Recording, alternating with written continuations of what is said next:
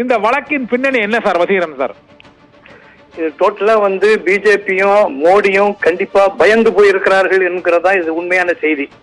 இந்த பயத்தின் காரணத்தால தான் அவங்க தேர்தல் தோல்வி பயம் வந்துருச்சுங்கிறது. அதுவும் இந்த இன்னும் நாள் நெருங்க நெருங்க அவர்களுக்கு தேர்வி ஜுரம் அதிகமாயிடுச்சு.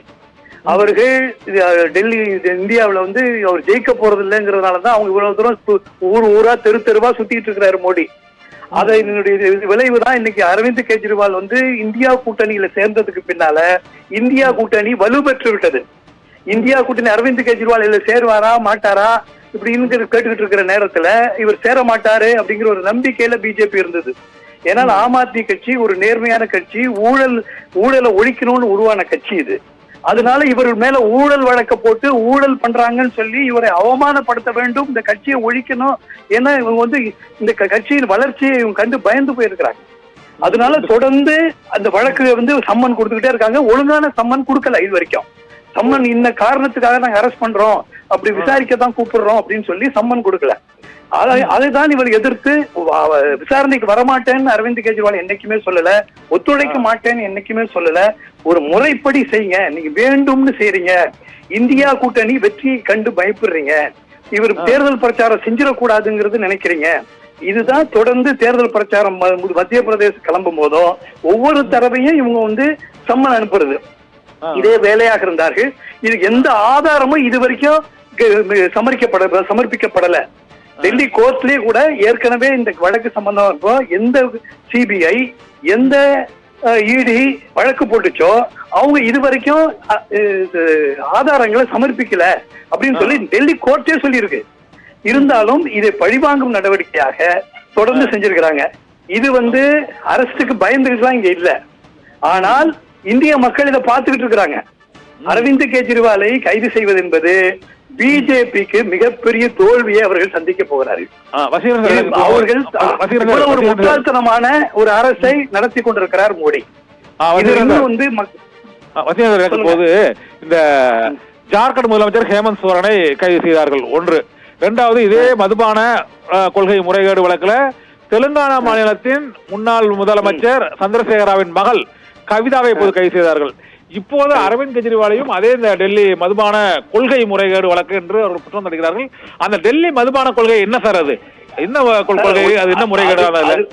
அது எந்த விதம் இதுவும் கிடையாது, எந்த ஆதாரமும் இல்ல சார். அவங்க வேண்டுமென்றே ஜோடிக்கப்பட்டு அந்த இதை அவங்க உருவாக்கி இருக்கிறாங்க.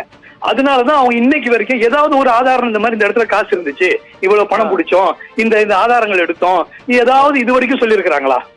எதுவுமே கிடையாது. அவர்கள் வேண்டுமென்று செய்யற ஒரு பொய் வழக்குங்கிறது எல்லாருக்குமே தெரியும். ஆக வேண்டுமென்று எப்படி ஒரு பெயில் எவ்வளவு நாள் வச்சிருக்க முடியும்? ஒரு வருஷமா மணிஷ் சிசோடியா கைது பண்ணி வச்சிருக்கீங்க. ஏன் என்ன காரணம்? அதுக்கு ஏதாவது காரணம் இது வரைக்கும் சொல்லி இருக்கிறீங்களா? ஆதாரங்கள் ஏதாவது சமர்ப்பிச்சிருக்கீங்களா? எதுவுமே இல்லாம ஒன்றும் செய்யாத இந்த கல்வியில் மிகப்பெரிய புரட்சியை செஞ்ச ஒரு மனுஷனை இவ்வளவு நாள் உள்ள வச்சிருக்கிறீங்க.